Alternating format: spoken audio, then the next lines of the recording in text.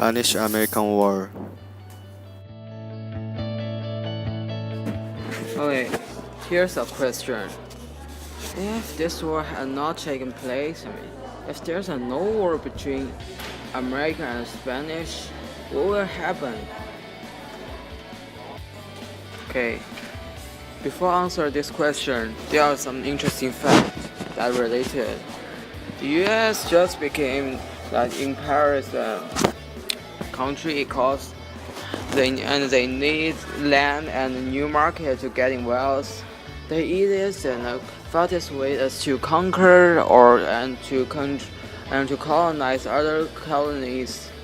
But in fact, all of the colonies are already controlled by country in Europe like Spanish or Great Britain.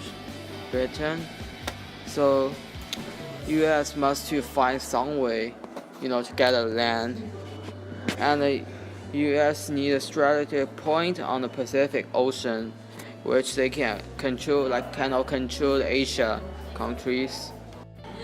Also, the U.S. wants to show their military power and join the world power. The world power is more important to U.S. because if they can join the world power, no one can beat them easily to the war. And British is hard to beat if they choose British as a target. But in our way, Spanish was getting wars, which means they can beat them kind of easily, so they choose Spanish. Okay, now let's think. If the war would not taken place, what will happen to both sides? Okay, at the first, let's think about the U.S. side. If they cannot join the war, they cannot get a new colonies and a new market for them to getting wealth. So the economy for the country will grow slowly, and they cannot get Philippines or Guam, these island countries, and to have speaking right on the Pacific Ocean. Also, they cannot control Central America and the Caribbean area, which is controlled by Spanish actually. Panama Channel is a shortcut if you want to go from San Francisco to New York City by sea. But if there's no war between America and Spanish, the channel would not be built by America, because this part of area was controlled by Spanish actually. If you wanna go there by sea, maybe you wanna go around South America, then you can get New York City. On the Spanish side, if there's no war, the Spain was still in the world power, even they are getting worse and worse. And they also will have some speaking rights on this Pacific Ocean actually, because they still control the Philippines and Guam. These are two strategic points on military. There are also some effect on global.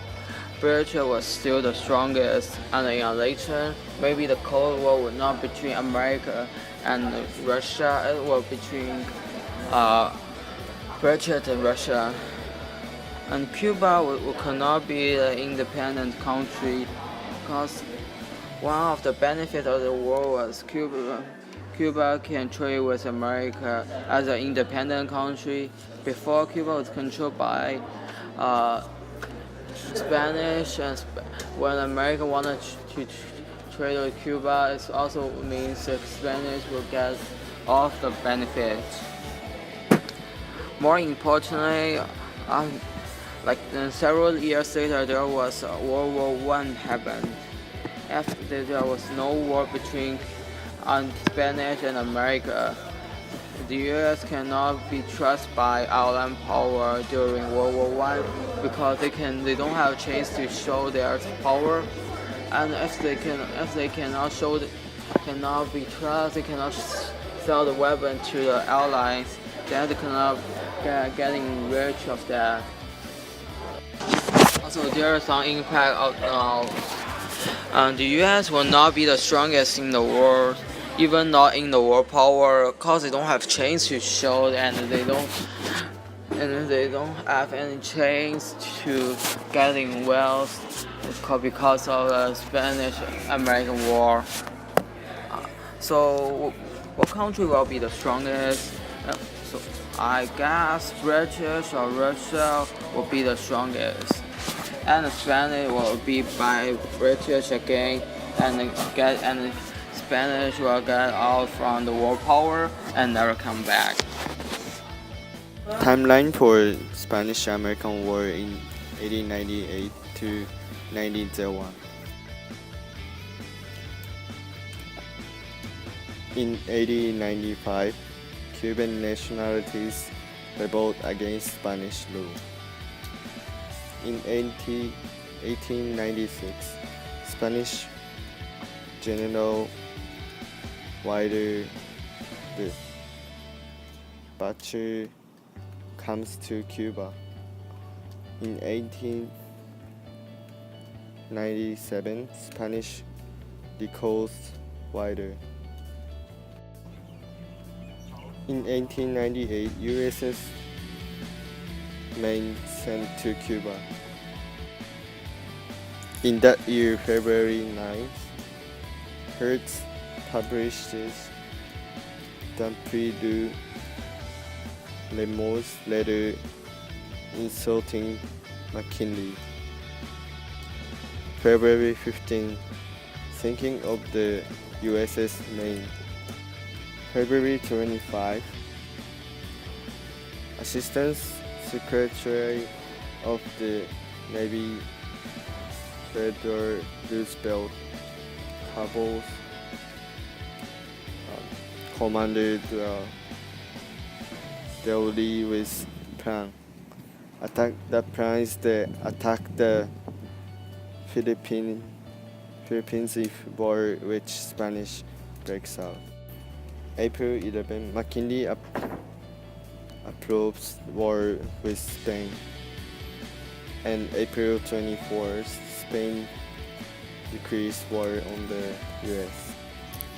In April 25, 1898, US declares war on Spain. May 1st, 1898, Battle of Manila Bay started. July 3rd, 1898, Battle of Santiago, Spain's Caribbean fleet destroyed. And July 7th, 1898, Hawaii annexed. July 17, 1898, City of San Diego surrenders to General William Shafter. And August 12th, Spain signs armistice. On August 13, 1898, U.S. troops captured Manila. And also in December 10, 1898, Treaty of Paris signed U.S. annexes Puerto Rico, Guam, and Philippines. And 1 year later, in January 23, 1899, Philippines declares itself an independent republic led by Emilio Aguinaldo. The self-declared Filipino government fights a guerrilla war against the U.S. that lasts longer than the Spanish-American War itself. Also in February 6, 1899, the Treaty of Paris passes in the Senate.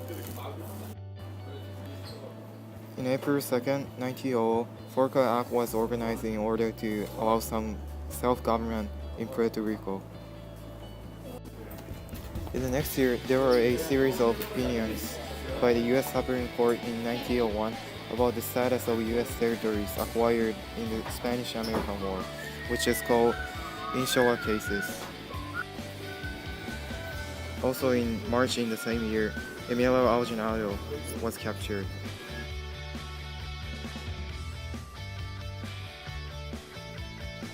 These are works cited.